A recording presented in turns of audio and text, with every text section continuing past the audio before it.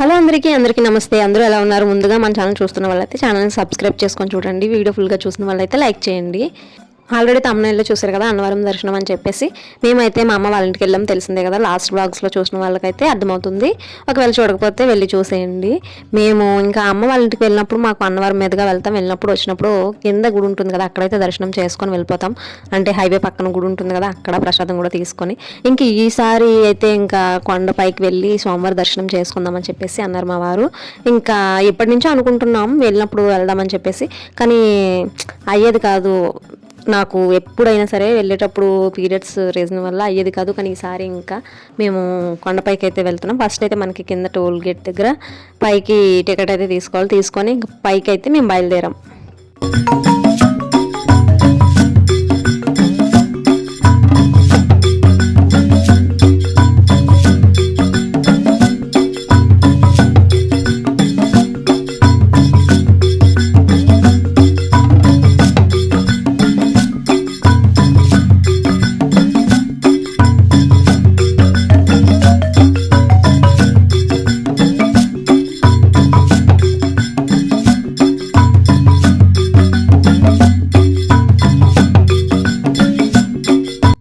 అన్నవరం కొండ అయితే చిన్నగానే ఉంటుంది. మనం ఎక్కడానికి అంటే మా వారికి డ్రైవింగ్కి నేనైతే ఎంత భయపడేంత ఎక్స్పీరియన్స్ అయితే ఎప్పుడు చేయలేదు. లాస్ట్ టైం ఒకసారి వచ్చినప్పుడు కూడా చాలా ధైర్యంగానే పైకి తీసుకెళ్ళిపోయాం కారు.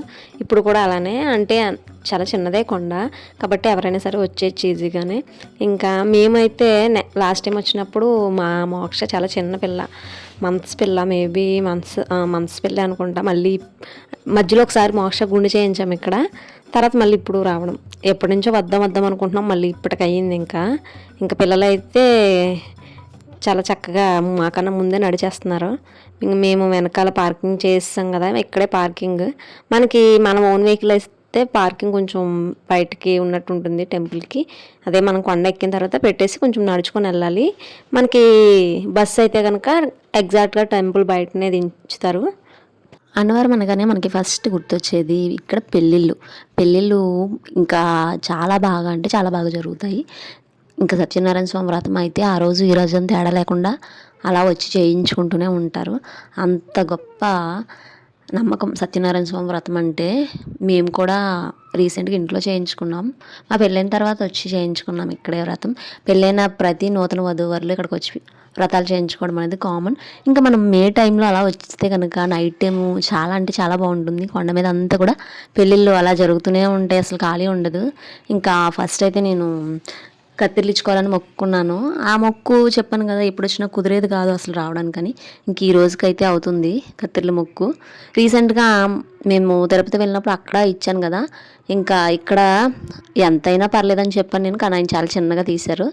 అది తీసి 3 సార్లు నీటిలో వేసి దండం పెట్టుకోమన్నారు. ఇంకా ఆ ప్రాసెస్ అయితే అవుతుంది ఇప్పుడు.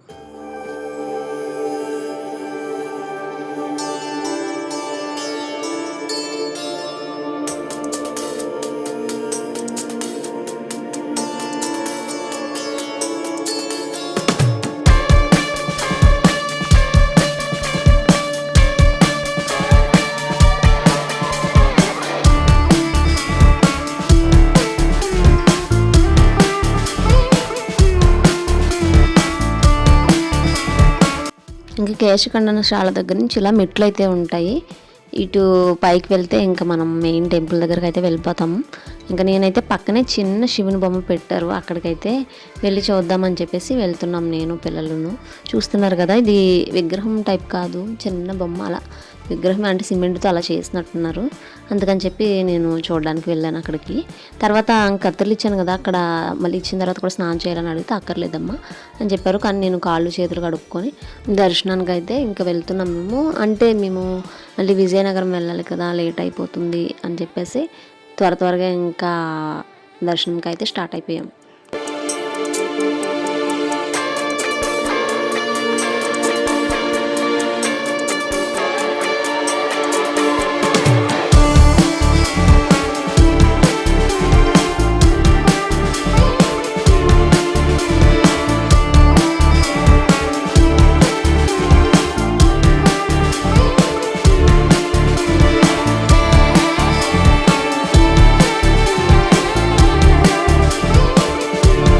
దర్శనానికి వెళ్ళే ముందు మొబైల్స్ అయితే మనం ఇక్కడ ఇచ్చేయాలి.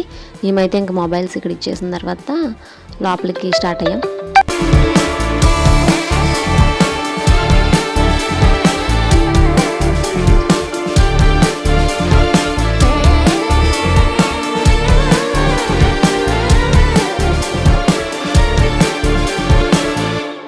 మనకి లోపలికి మొబైల్ అలౌ చేయలేదని చెప్పాను కదా, మొబైల్స్ ఇచ్చేసిన తర్వాత తీసాను నేను ఇక్కడ బయట మనకి ఫొటోస్ అవి తీసుకొచ్చి మొబైల్ ఇచ్చేసిన తర్వాత ఇంకా నేను మనకి ఇక్కడ పెద్ద రావి చెట్టు ఉంటుంది, ఇక్కడ దీపాలు వెలిగించడానికి అనుమతిస్తారు. అంటే మనం పక్కనే అంటే 365 ఒత్తులది, ఇంకా మనకు ఉంటుంది కదా చిన్న ఒత్తులది, 2 ఒత్తులది, 1,000 ఒత్తులు, 1,00,000 ఒత్తులు అలా అమ్ముతారు నేతిలో ముంచి. అవి తెచ్చుకొని మనం ఇక్కడ వెలిగించుకోవచ్చు.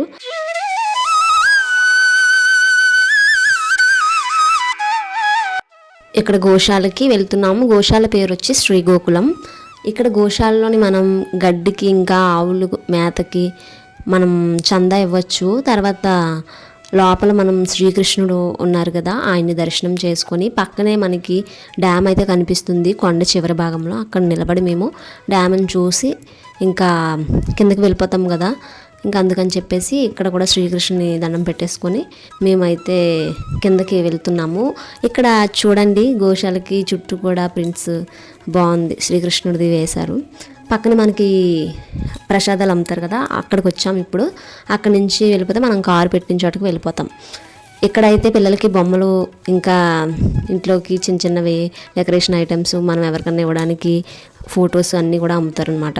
ఇక్కడ పిల్లలకి ఏం కావాలో అడుగుతుంటే నేను మా సాక్షి డాల్ చూపిస్తుంది, సేమ్ దాని డ్రెస్ లాగే వేసుకొని దానిలాగే ఉంది. మోక్షకి ఇచ్చాను కొంతమంది, కానీ కాస్ట్ చాలా ఎక్కువ చెప్పారు. మేము ఇంక కొనలేదని చెప్పి అలిగారు వాళ్ళిద్దరూ.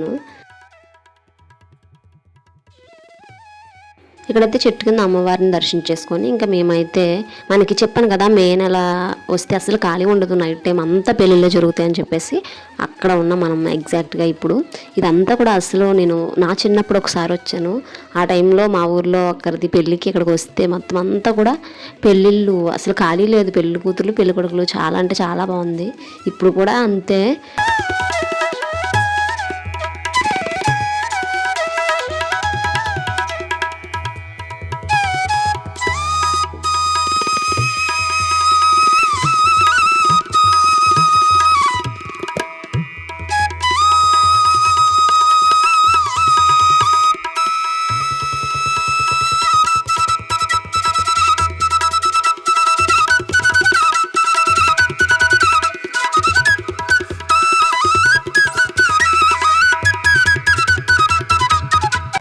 ఇంకా మేమైతే పార్కింగ్ వరకు నడుచుకొని వచ్చేసాము. ఇంకా కిందకి బయలుదేరుతున్నాము. మా వీడియో ఎలా అనిపించిందో కామెంట్ చేయండి. ఫస్ట్ మన ఛానల్ చూస్తున్న వాళ్ళైతే సబ్స్క్రైబ్ చేసుకోవడం మర్చిపోవద్దు. వీడియోకి లైక్ కొట్టండి.